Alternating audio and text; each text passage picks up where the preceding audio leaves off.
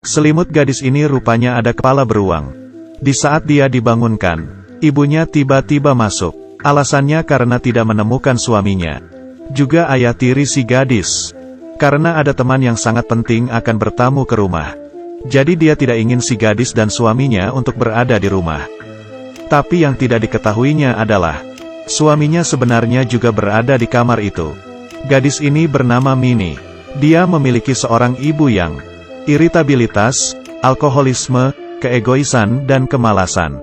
Melahirkannya sebelum menikah. Kelahiran anaknya menghancurkan reputasinya sebagai bintang. Sehingga anaknya adalah suatu hal yang buruk. Minnie yang tumbuh besar di lingkungan seperti itu, hatinya sangat tidak sehat. Hari ini ulang tahun Minnie. Ibunya mengatur seorang pria untuk menjadi hadiahnya. Di malamnya dia juga bisa memanfaatkannya. Siap sangka hal ini diketahui Minnie. Kemudian sudah membayar duluan bayaran si pria. Dan dirinya sendiri yang bertukar tempat dengan si pria. Semuanya dilakukan. Dan ternyata memberikan kejutan untuk semuanya. Juga membuat ibunya tidak senang. Tidak salah, beginilah Minnie orangnya. Dia pemberontak dan suka kegembiraan. Ibunya tidak suka dia melakukan apa-apa. Tapi dia akan tetap melakukannya. Hari ini ibunya berkata kepadanya, "Rok pendekmu akan memperlihatkan lemakmu." Minnie berkata akan menggantinya menjadi celana. Tapi kebenarannya, kakinya juga bisa menggoda pengantar barang. Dia juga mendengar saat ibunya masih muda, telah melakukan amal. Jadi di malam hari, dia terkadang bisa pergi berbuat amal. Karena dirinya masih muda dan cantik sehingga disambut dengan baik. Hari ini ada orderan. Bosnya menyuruhnya untuk pergi menandatangani. Siapa sangka di dalam kamar, dia terbengong. Di dalam kamar itu ternyata adalah ayah tirinya, Martin. Awalnya Minnie sangat panik. Tapi dia berpikir lagi, ini bukannya hal yang ingin dilakukannya. Kemudian dengan cara lampu yang dimatikan dan tatapan kosong, akhirnya menyelesaikan tugasnya. Hal yang berbeda ini, membuat langkah Minnie semakin cepat. Siapa sangka pelanggannya keluar untuk memberinya kunci. Ketika keduanya bertemu, suasana menjadi canggung. Martin seorang pria yang memiliki kontrol yang besar. Dia tenang dan tampan. Dan juga seorang bos di perusahaan besar. Ini adalah hal yang tak pernah dibayangkan. Perasaan yang aneh ini membuat dia ketagihan. Jadi dia mulai mengangkat matanya dari pekerjaan. Dan mulai memperhatikan Minnie.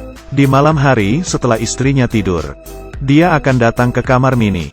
Dan di pembicaraan kali ini, keduanya akhirnya melepaskan dendamnya. Dan mulai mendirikan suatu hubungan. Keseharian selanjutnya adalah adegan yang indah. Keduanya akan diam-diam melakukan hal yang berbeda. Juga bisa bersama-sama pergi bermain ke pantai. Di bawah matahari yang terbenam. Ia mendapat pengaruh dari anaknya yang penuh semangat.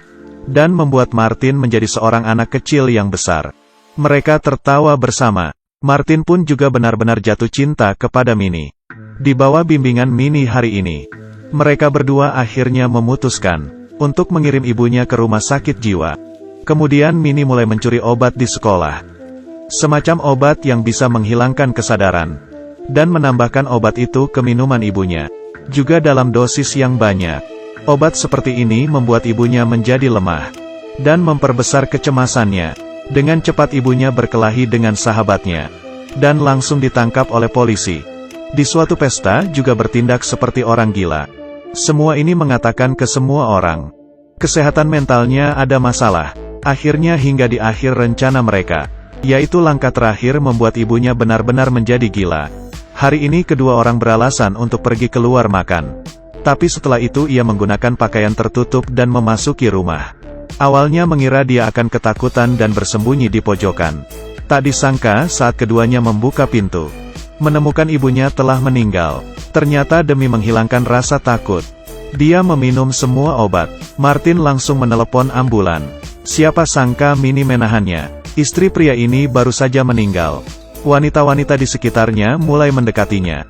Di saat pemakaman, sahabat yang sering ditemui istrinya juga mulai mendekatinya. Setelah acara pemakaman selesai, Martin dan Minnie memulai liburan mereka. Di malam hari, keduanya berendam di air panas untuk merayakan.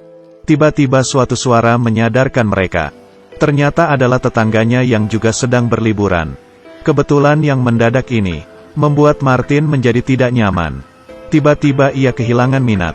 Liburan yang seharusnya bahagia, akhirnya juga selesai.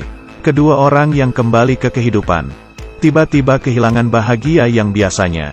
Karena rintangannya hilang, gadis berkata rasa tantangannya menjadi tidak ada. Dan pria juga sudah tidak ada rasa niat. Seperti itulah kehidupannya mulai biasa-biasa saja. Siapa yang tahu kunjungan seorang inspektur menghancurkan hidupnya yang damai. Ada orang yang mengirim foto ke detektif mengenai kedekatan mereka. Ini adalah motif keduanya untuk membunuh. Meski baru pertama kalinya, inspektur tidak mendapatkannya. Tapi keesokannya, dia menemukan CCTV Mini yang sedang mencuri obat. Menghadapi pertanyaan dari guru dan inspektur, Mini dengan nangis mengatakan ibunya yang memaksanya untuk mencuri obat tersebut, agar dia bisa mengonsumsinya. Dengan ekspresi kasihan ini pun akhirnya berhasil membohongi gurunya. Tapi tidak bisa membohongi inspektur. Setelah itu inspektur menginterogasi Mini. Dia mengatakan ke Mini, jika ia mengambil inisiatif untuk melaporkan Martin, dia bisa mendapatkan penyataan tidak salah. Dia kemudian mengatakan ke Martin, bila ia inisiatif untuk melaporkan Mini, dia juga bisa dinyatakan tidak bersalah. Di bawah situasi seperti ini, tatapan kedua orang ini sepertinya terlihat memikirkan sesuatu yang jahat. Siapa sangka keduanya akan saling berkhianat. Ada sebuah foto lagi yang dikirim ke rumah, dan mengancam dengan foto itu. Hal ini membuat Martin menjadi frustasi. Dia mengira tetangga sudah mengetahui hubungan mereka berdua. Martin tahu bahwa tetangganya tidak hanya sekali memberinya masalah. Sekarang dia menghadapi Mini, dan tidak memedulikan apa yang dikatakan Mini. Kemudian dia masuk dengan paksa ke rumah tetangga. Akhirnya Martin pun ditangkap, dan inisiatif mengakui apa yang dilakukan ke istrinya. Di saat dia bisa bertemu dengan Mini, Mini demi mencari kebahagiaannya, pun mengatakan yang sebenarnya kepadanya. Benar, foto itu dialah yang mengirimnya. Kebetulan yang terjadi di liburan mereka juga dia yang mengaturnya. Hal ini sudah dari awal direncanakannya. Martin hanyalah menjadi bawah tangannya yang membantunya. Hanya sebatas